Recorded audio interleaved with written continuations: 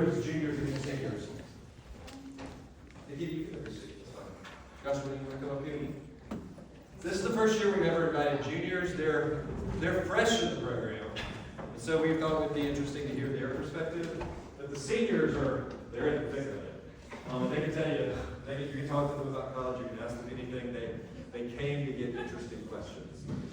So if you have a question for me or for our panel, we're open for business. How many students do you typically have per year? Roughly 23 to 25, but there have been some years where we've had as many as 45 in one class.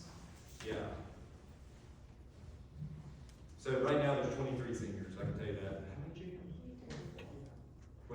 24 juniors and 23 seniors, and that's the average. Yes, sir? Guys, I have a question for the seniors. That's Yes, okay. What has been the most rewarding experience for you through the IB program? I can start. For me, it's like the feeling you get once you finish stuff. So as you can see, with the list, we have to do a lot, and that's just how it is. We have a lot of tests, we have a lot of papers, we have a lot to do.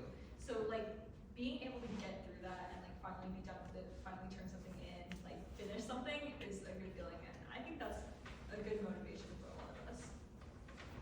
I definitely agree with her, but I think my most inspirational moment was I definitely learned how to fail in IB, and it taught me how to pick myself back up and rebuild myself and not lose motivation if I'm not doing well, because there's always hope and you can always do better, and I think it's very rewarding to watch yourself grow.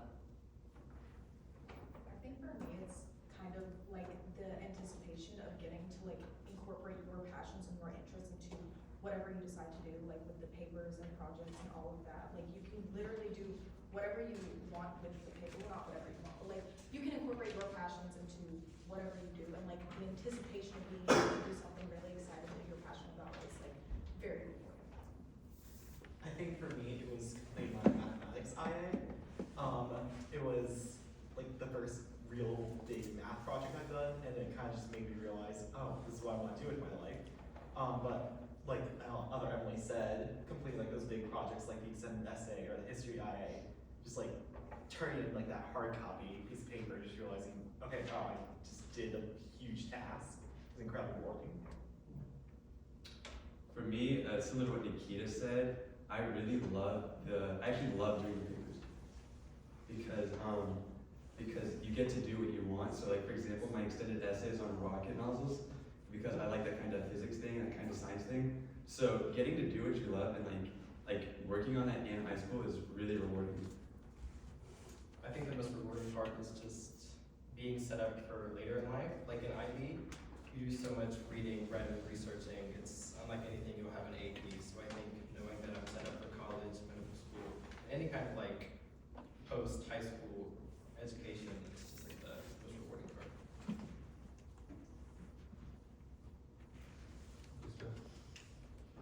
Keep hearing you all talking about the hard work and the sense of accomplishment when you finish. How do you then balance that so that you feel like you're having a full high school experience? Compared to your friends who are in AP and other courses, how are you balancing this? Maybe the best way to say that is tell us, each one of you, what you do outside of IB. What are your extracurriculars? I think it's a huge misconception that we do work all day and things like that. It is true that there is a lot of work and you should be ready for that.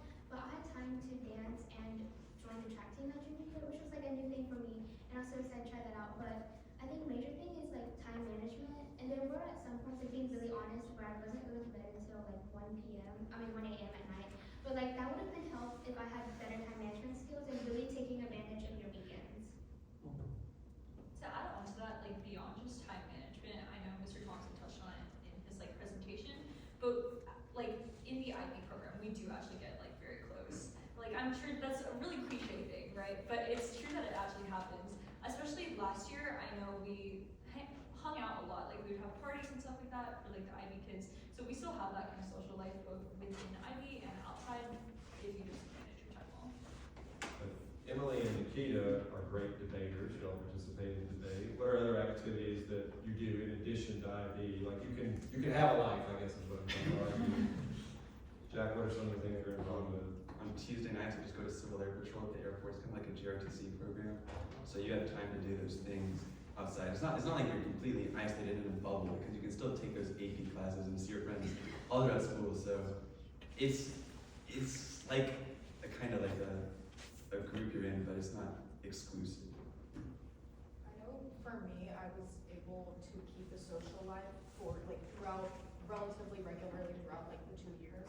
It takes again like time management, but also I plan out my weeks like through like a journal or a planner on my calendar, something like that. That really helps if you like section off all of your work into separate things. You have all your due dates like written out and stuff like that. Again, with the time management thing, it's a big thing, but you will 100% have room for your social life. You'll be able to go out with friends and stuff like that. Like you'll be able to keep a balance, and also sleep sometimes is sacrificed, but only on really big nights. Most of the time, 10 or 11 is a good bedtime, you know. The IB kind of has social life built into it through creativity, activity, and service. It kind of just, it's like IB's way of keeping us away from the library 24 hours a day. So like, I know for like my past activities, like my friends and I did like a culture night where we like bake stuff. I also like play tennis, so it's definitely possible to do things like that outside of class. So the things I do outside classes, I'll lead the mental health awareness club at the high school. After this, I'm going to hang out with a friend. It's really just about time management. I have enough time to be a normal teenager, to go hang out with friends, go out to eat, and like have that full high school experience. But time management is the name of the game. You have to be able to take this big assignment and break it down into manageable chunks and then attack those chunks so that you're not overwhelmed the night before 1,000 essay is due and you're like, oh my gosh, I have nothing. I will add that particularly if you're an athlete, it's challenging, but Mr. Tindall and I can say that we have had successful students through the IB program get their diploma in every single sport, including cheerleading and football and baseball and golf. All those sports, we've had students do IB and do those sports as well. So it's time management. I often say, and this is a little sad to say, but I was like, you learn time management whether you like it or not. It's through the school of hard knocks. You know, entering the program, I guess our juniors might can speak to that a little bit, is a little like jumping into a pool of cold water. You know, they're like, whoa. A lot of times the IB students are like, I've never had to study for class before. Like I just walk in, I listen to class, I make A's. They learn very quickly. That will not work in IB. They have to manage their time. They have to study. I mean, what's it been like entering the IB program, Joshua and Amy? I think the thing with IB is that it is jumping into cool water, but at some point it just feels good. So like this first semester when I started IB, I think it's your will that matters, and for that semester I kept up with my friends, my sports practices, and then my other extracurriculars, and I think I had about 9 to 10 hours of sleep every day.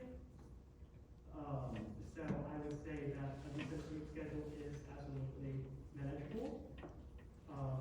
And then second semester, it's decreased a little bit to like 6 or 7 hours, but I think the part about IB is that it naturally acclimates you to doing harder stuff, and more amazing things, that it becomes a part of you, and you're not as scared as when you start. So I would say to worry about it.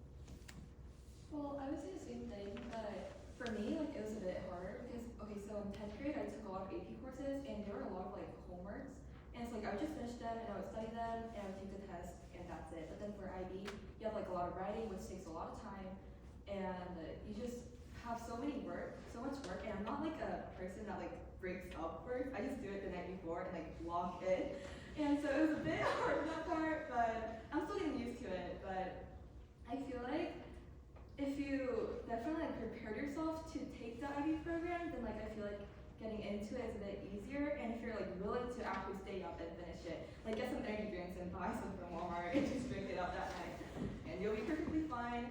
And I feel like it's also kind of fun. Like IB is also fun in the way that like you're also making friends that are also as academic as you. So like you go to a library and like you see so many IB friends there, and like you just sit with them and you just like study with them until like I don't know, sometimes like 12. And it's really fun. Like I'm making it sound really hard, but like I feel like it definitely did get harder, but at the same time, like, you just get used to it, because, like, you know there are other people struggling as well. Yeah, I feel like the RBG is an extension of Auburn High School campus, the IB program. Let me speak real briefly to like the community they build. We have certain structures in place that make the community more special. All of them, you know, really they sort of all bond in the theory of knowledge class the junior year. But we have an IB board that's elected, and they create recreational things that occur. Like we had trivia in November. A lot of times there's like secret Santas and secret Valentines and secret everything. There's like always gifts being exchanged and candy. And we have a wonderful ceremony to celebrate all the students when they graduate. It's sort of like a private graduation. We call it IB Gone because they're gone. And they get hooded, and we play their favorite song when they cross the stage. And they graduate with Auburn High, but that's like 700 people. This is just 23, and the juniors do that. It's almost like prom. The juniors create IB Gone, and the seniors just get to come and be recognized. And all these seniors up here had a great time putting it on last year, and this year they just say, all I have to do is show up. I have to pick a song book. They all have to be picking their songs across the stage and signing the book. We have all sorts of traditions that make the program social and fun. Can we talk about IB members? If you wish, Joshua. So you don't necessarily have, going into IB, one thing you don't really have to worry about is not having prior experience with it or knowing somebody that did IB, because one of the things that we make sure with IB is not only making sure that that we provide all the resources, but that we get you used to the program. And every year we'll have a junior and a senior. Sometimes a senior can have 2 juniors if we have a lot of incoming people, or sometimes we'll have 2 seniors for a junior. And the way it works is that it's an individual mentoring system that allows you to ask any questions or any experiences that you're not sure about, that you don't know about. And because they've went through the same things that we've gone through, it just provides a lot of emotional support. We actually have our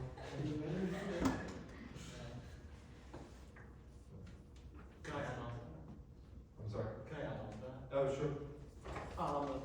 And then another great thing about the junior-senior sort of system, buddy system, is that it's a really easy way to make friends. Like with my junior, we just started out by her asking like, hey, I was thinking about like, should we do SL or HL math? I was like, well, here are the benefits and here are the things. And then it just kind of turned into like a really close friendship. And so, you know, that we just do normal teenager things. It's great.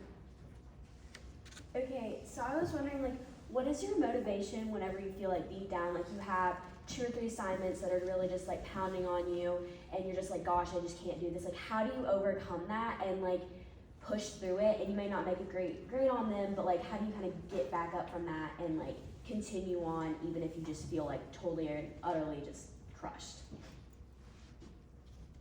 Well, sometimes you just need a rot day. So like, if there's, sometimes on the weekend, on a like nice Saturday morning, just go out, take a walk, or just lay in bed and rot all day, and then you can get all your work done the next day. Like, sometimes you just need to take a step back and breathe for a second, because it does get really overwhelming. But you have to remind yourself that you can manage it, and that at the end, there's a nice little diploma and a nice little ceremony waiting for you, and a really cool hood that you get to wear across the graduation stage. And just in general, like, remembering the rewarding feelings that you're getting from completing your work, from having this big thing that you've done that you can look back on in many years in the future, and you can remember, like, wow, I really did this. Like, that is the main motivation. But if you need to take a step back sometimes and just take a deep breath, go ahead, do it. It's really gonna help you, like, actually have the energy to recuperate and not burn out through the entire program. Well, and can I say something? This is all sugary sweet, but I think the point that they're leaving out is their motivation is college admissions and advanced top tier placement. Let's be honest. They're leaving that out. Where's the college piece and all of this? That's how I'm gonna hear it. That is the motivation. So when they begin to feel like they're going under, they drop by and I'm like, if this is the school you're wanting. All right, y'all. Mr. Yeah, they're very ambitious students, so that motivates them a lot of times. Also, I would say, I might be overstating it, but they hang out with the IB teachers. There's a faculty of about 16 teachers. We know them very well. We're also super supportive of them. So when something's going really wrong in a student's life, I think there's a lot of leeway. I think that the teachers understand. Mr. Tyndall communicates to us if something's really difficult for a student, so sometimes deadlines move. Now, we can't move IB's deadlines. IB's deadlines are international and they do not change. But internally, the teachers can be like, it's fine, you can turn that in tomorrow. But, I mean, it's a push-pull, you know. We want to hold them accountable, make them responsible, but also, we're human beings and they're human beings. And so, I feel like I hope that all y'all's teachers are supportive, right? Sometimes we come down hard on y'all, but generally, we're all there to help them succeed through the program. Can I say one more thing? Sorry. I know Tina mentioned it a little bit earlier, but something about IB is you definitely learn that you can't be perfect. Like, you just naturally figure out that you're not going to get hundreds on everything, you're not going to ace every test. I think that was definitely a huge learning curve for me because I was used to, like what Mr. Thompson said earlier, of like never having to study and just being fine. You learn in IB, you're not always going to be perfect, and that's okay if you just try your best, it'll work out.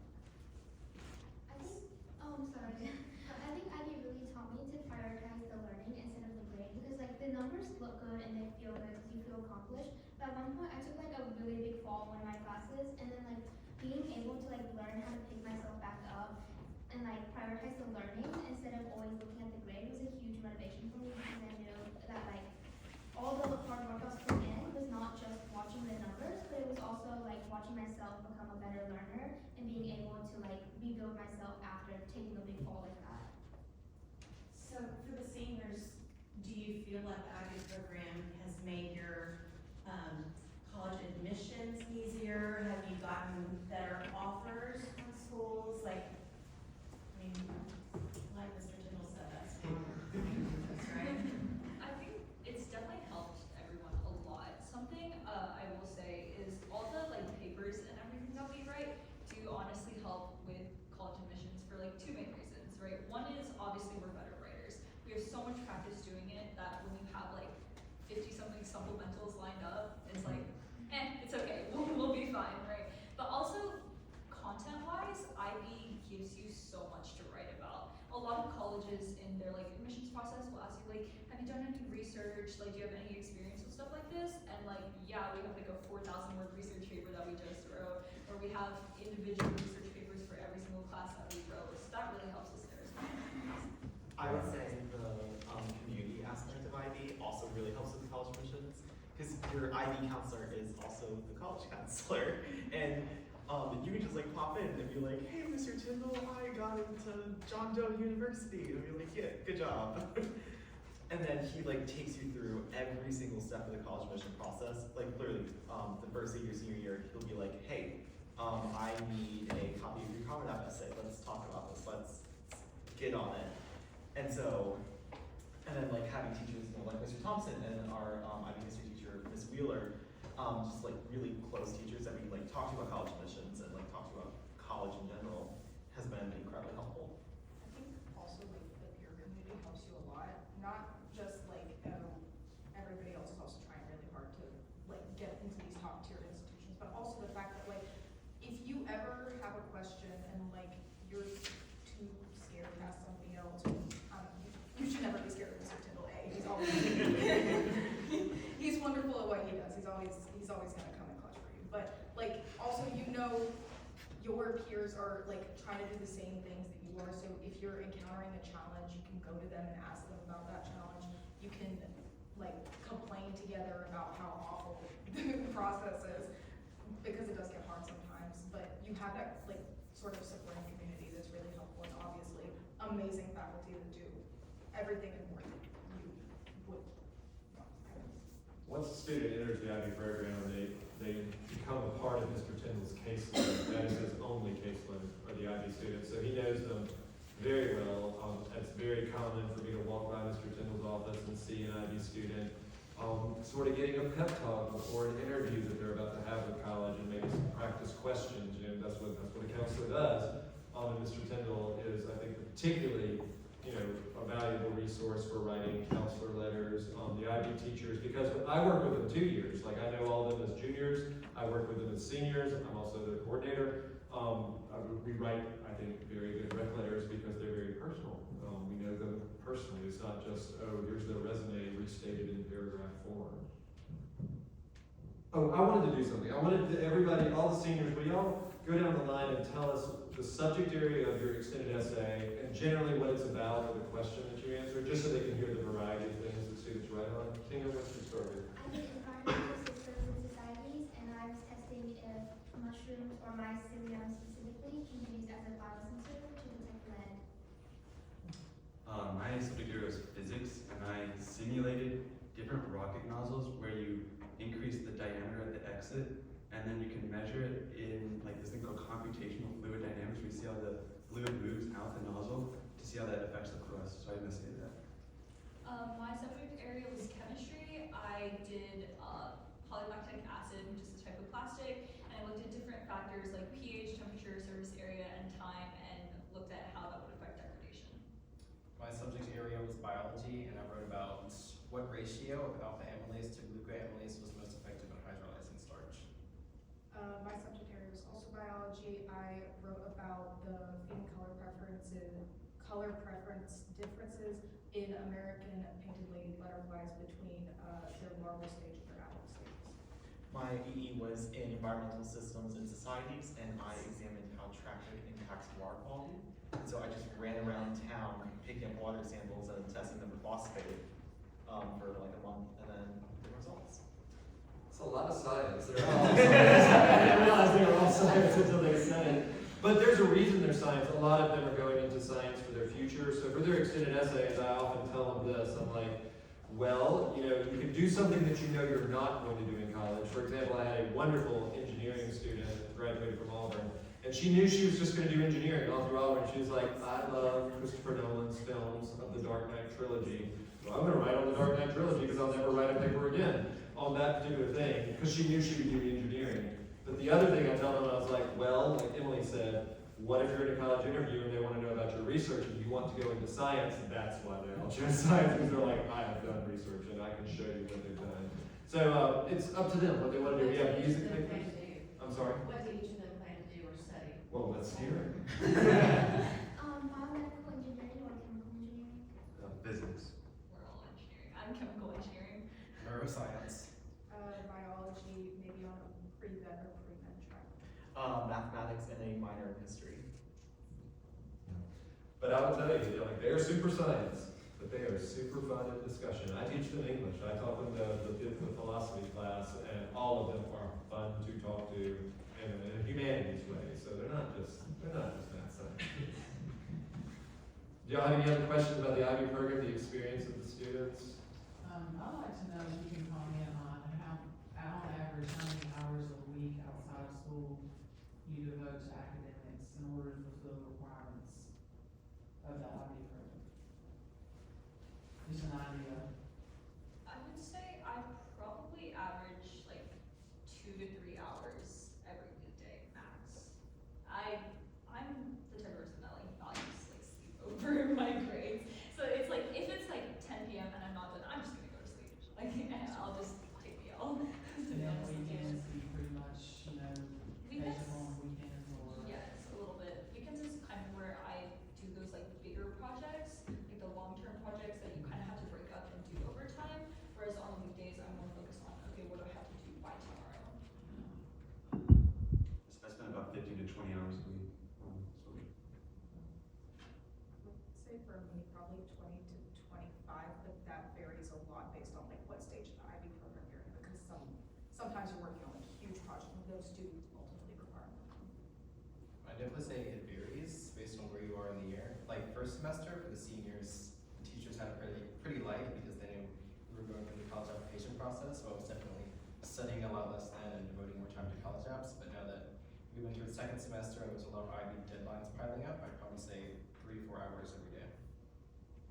We do try to line up we try to prioritize the college application process because it's so important. So they started their extended essays their junior year, picking topics. I should have mentioned they all have a mentor mentor, usually in that subject area, you know, like Ms. Bloodworth, I think helped Emily HB, for environmental stuff. You know, and they had to do their research over the junior summer, and they had to turn in a complete draft of that extended essay on the first day of school. It's a really terrible thing that I do to them. But I just take it away from them and I say, go apply to college, my darlings. And so they go apply to college and then I bring it back and I'm like, you have to finish this. And so they're finalizing it right now, but IB wants it to be a long experience. But they do have mentors, and they obviously know what they're talking about. I love it when they say what they're doing. I don't understand anything they said. It was fantastic. They know what they're talking about. I feel like we should ask this question of the seniors if they're willing to share it. It is admit season. I didn't know if you were able to share at this point, if there are places that you have been admitted to, that you're thinking about going to at this point. Is anybody committed? Anybody there? Yeah, I committed to Johns Hopkins University. The rest of you are I think for later. the rest of us, we're waiting. Yeah. Right. I'm kind of committed to Michigan. It depends on if I get into MIT or not, though. So if I don't get in Michigan, if I do, MIT. I am highly considering Georgia Tech. I'm applying to the Air Force Academy. If I see my social media tomorrow, I'm taking a photo for the school, so obviously.edu soon. And we have sent several IB students to military academies over the year, including the Air Force Academy. Senior is graduating this year, Dave Forthauer, amazing student. Jack is amazing too. Any other questions? Yes, in the back. Why did you decide to do the IB program over like other classes that you could have chosen to take? Okay, so when I was a sophomore, there was this lovely person that was the president of a couple clubs I was in, I was like really involved in. Her name was Corinna. I talked to Mr. Tyndall. I talked his ear off about this woman. I love her. She's amazing. And so she was in IB. I was like, why are you doing this? And she just kind of like gave her reasons, like, oh, theory of knowledge. You get like more like in-depth talks with teachers. It's just like, it's about learning. It's not about a grade. And so I said, okay, I'm going to do this. And it was a great decision. Mine was like literally maybe a week before the deadline was to have your IB consultation sophomore year. My friend was like, oh, Nikita, you should 100% do IB. And so I went in to consult with Mr. Tyndall. He was absolutely amazing. Broke down the process a lot. And then I went to, I believe, one of the sessions at the high school talking about IB, and I was like, I think this is the place for me. This seems really good. I think the rigor attracted me to the program.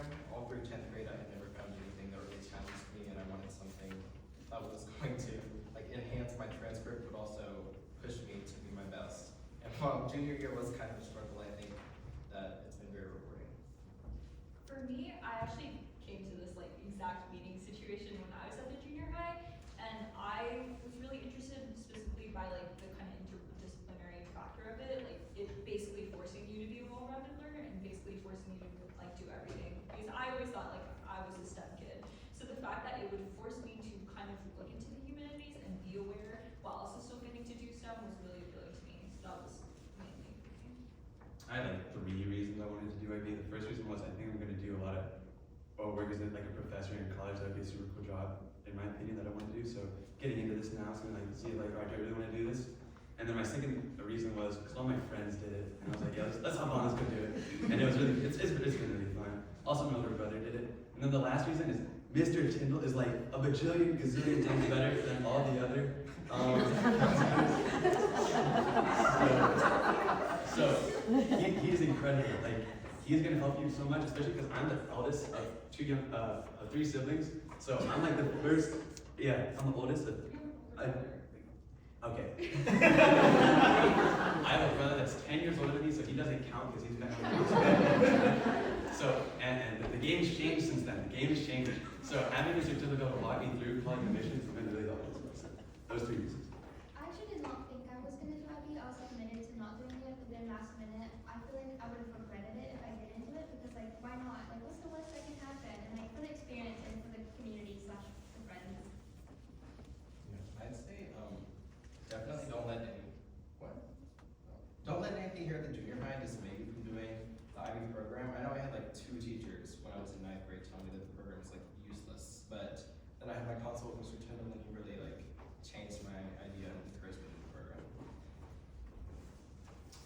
Sometimes you hear things about IB that from people who are not in IB, and you should recognize they don't know what they're talking about. I was like, these are the people to ask And about. I do want to say this, about they keep referring to the IB consult, and that is something that your children will have the opportunity to engage with me on when they are sophomores at the high school. We always do them in the month of February. And so what I do is I look to see where they are academically. But then I want to get to know them, and I'm like, why are you in this meeting? Have we thought already long range about the college admissions process? Have we thought about the caliber of schools to which we're going to be applying? What is it that you want? What is the end game? And once they give me some answers, it helps me kind of shape them a little bit better in terms of advisement. And I will tell you, these guys are not any of them, but there are the students who will meet with me, and after I listen to them give their narrative, and I look at a transcript and evaluate, I'm like, you know what, I would love to have you in this program for 2 years, but I honestly think AP is gonna serve you best, given what you're wanting to do in the future. And so I shift them where I feel like they need to go.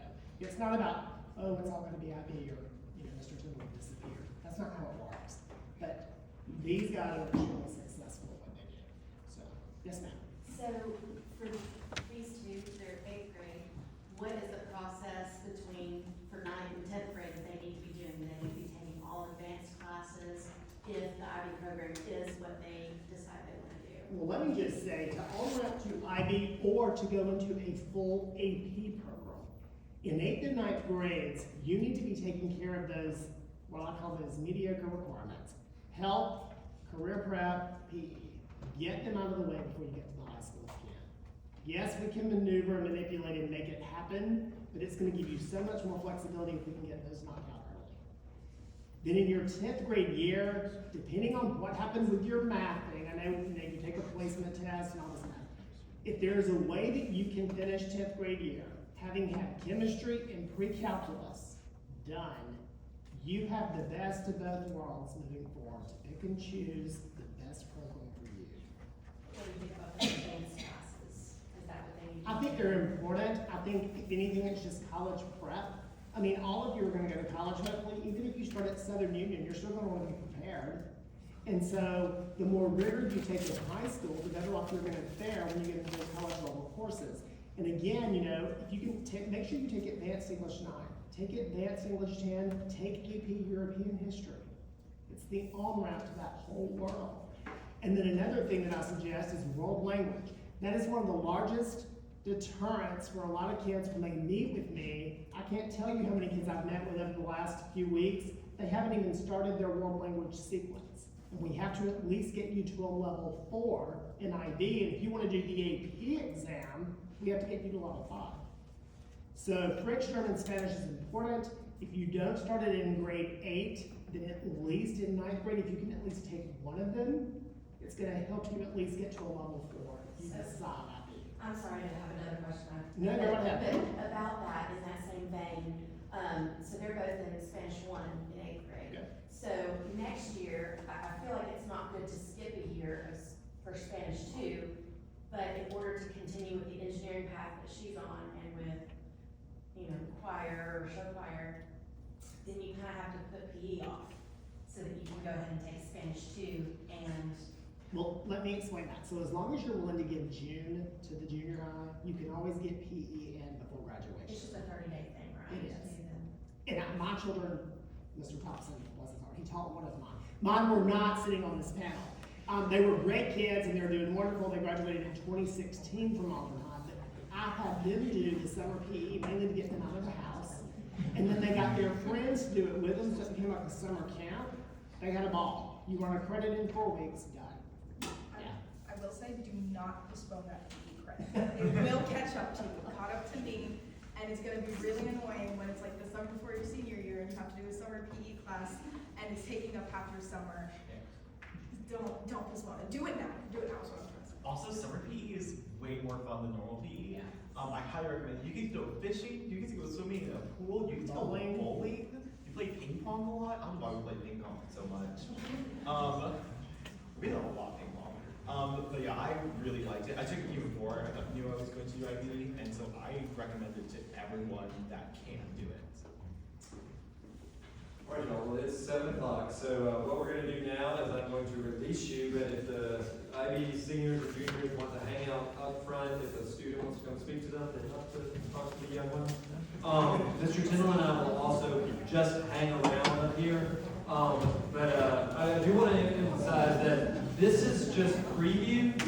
Mr. Tyndall does not have time in his schedule to meet